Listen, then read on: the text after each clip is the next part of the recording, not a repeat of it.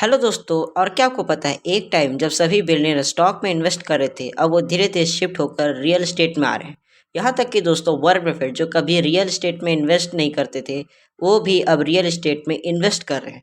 तो दोस्तों, ऐसा क्या हुआ है कि अब सभी बिलियनर, सभी इन्वेस्टर अब धीरे धीरे रियल एस्टेट बिजनेस में आ रहे हैं। तो दोस्तों, रियल एस्टेट बिजनेस में आने का ना सबसे बड़े रीजन है रीट, यानी कि रियल एस्टेट इन्वेस्टमेंट ट्रस्ट। अब दोस्तों, ये रीट क्या होता है? तो दोस्तों, ये एक कंपनी है जो आप रियल एस्टेट देखते हो, जो वो इनकम प्रोड्यूस करते हैं, उसको सब मैनेज करने का काम रीट का है।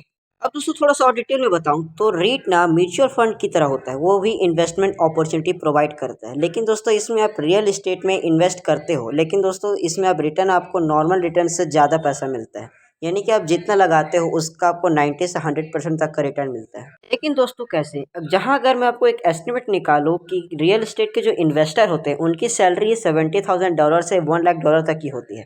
और दोस्तों, यहीं पर अगर हम लोग स्टॉक इन्वेस्टर की बात करें तो उनको डिविडेंड में पैसा मिलता है। एंड दोस्तों, उनको उनका फिक्स नहीं रहता, उनको कभी बढ़ जाता है और कभी कम हो जाता है। लेकिन दोस्तों, एक अकॉर्डिंगली अगर देखा जाए तो उनको एक रियल एस्टेट इन्वेस्टर से ज़्यादा ही पैसा मिलता है। लेकिन दोस्तों, रेट यहाँ पर ना बहुत ही अलग है। रेट ना आपको रियल एस्टेट पोर्टफोलियो में उसी तरह इन्वेस्ट करने का मौका देता है जैसे आप दूसरी कंपनी में इन्वेस्ट करते हो। यानी कि दोस्तों, इंडिविजुअल कंपनी की स्टॉक खरीदना थ्रू म्यूचुअल फंड या फिर एक्सचेंज ट्रेड फंड के थ्रू। अब दोस्तों, अगर मैं अमेरिका की बात करूँ ना, तो अमेरिका में 15 करोड़ से ज़्यादा लोग पेंशन प्लान और अदर इन्वेस्टमेंट फंड के थ्रू रीट में इन्वेस्ट करते हैं। लेकिन दोस्तों, सारे अमेरिकन रीट में इन्वेस्ट कर ही क्यों रहे हैं? तो दोस्तों, अगर मैं इसके एसेट्स की बात करूँ ना, तो रीट के पास ना पूरे अमेरिका का 4 ट्रिलियन से ज़्यादा पैसा है। एंड दोस्तों, अगर मैं रीट की इक्विटी मार्केट की कैपिटलाइजेशन की बात करूँ तो वो करीब $1 ट्रिलियन का है। तो ये इतना पैसा है ना कि जिससे आप कई देश की जीडीपी भी खरीद सकते। अब दोस्तों, अगर हम लोग अमेरिका के पब्लिक रेट ऑफिस की बात करें ना, तो वहाँ पर अमेरिका के 5 लाख से ज़्यादा की प्रॉपर्टी है। एंड दोस्तों, साथ ही साथ वहाँ पर 15 मिलियन एकड़ में फैला टिम्बर लैंड। दोस्तों, क्वेश्चन ये आता है कि हाउ रीट्स मेक मनी। तो दोस्तों, रीट ना एक सीधा और सिंपल सा बिजनेस मॉडल को ऑपरेट करता है। तो दोस्तों, सबसे पहले तो रीट ना लैंड को लीज पर लेके अपनी एसेट से रेंट कलेक्ट करता है। एंड दोस्तों, रीट इनकम जनरेट करता है एंड उसके बाद अपने सभी शेयर होल्डर को डिविडेंड के थ्रू पे आउट करता है। एंड दोस्तों, सबसे सरप्राइजिंग बात, रीट ना अपने शेयर होल्डर को 90% से 100% तक का डिविडेंड पे करता है।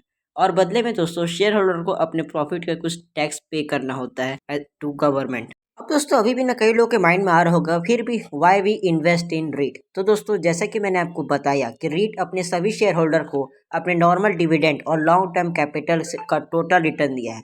एंड दोस्तों, अगर हम इनके दूसरे एसेट्स के साथ भी अगर इनके कंपेयर करें ना, तो लो कोरिलेशन बनाते हैं, जो एक एक्सीडेंट पोर्टफोलियो है।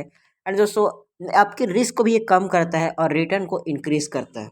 दोस्तों, जैसे कि मैंने आपको बताया कि आजकल के स्टॉक इन्वेस्टर अब धीरे धीरे रीट में आ रहे हैं, तो वो दोस्तों क्यों आ रहे हैं? तो चले दोस्तों, अब इनका कंपैरिजन करते हैं। दोस्तों, 1960 में ना यूएस कांग्रेस ने सोचा कि कुछ ऐसा करते हैं कि रियल एस्टेट और इन्वेस्टर दोनों मिल जाए, जिससे इन्वेस्टर जो सिर्फ स्टॉक को ही खरीदते थे, अब वो रियल एस्टेट में भी आए। और दोस्तों, यहाँ से स्टार्ट होता है रीट, यानी कि रियल एस्टेट इन्वेस्टमेंट ट्रस्ट की। अब दोस्तों, यहीं पर एंट्री होती है नेरिट, यानी कि national association of real estate investment trust, जो उसी साल फॉर्म हुआ था गाइस। एंड दोस्तों, ये कई सालों तक रीट के डेटा को ट्रैक करता रहा। एंड दोस्तों, रीट को ट्रैक करने के लिए ना इन्होंने कई सारे इंडेक्सेस बनाए। एंड दोस्तों, इसको लीड कर रहा था एफटीएससी। एंड दोस्तों, इस इंडेक्स में ना करीब 12 से ज्यादा इक्विटी रीट सब सेक्टर थे। अब दोस्तों, जरा इस चार्ट को देखो तो आपको पता चलेगा कि रीट ने कौन कौन से साल में कितना कितना रिटर्न दिया है। अब दोस्तों, अगर आप इस चार्ट को ध्यान से देखोगे ना, तो इस चार्ट में 1972 से लेके 2021 तक का पूरा रिकॉर्ड है।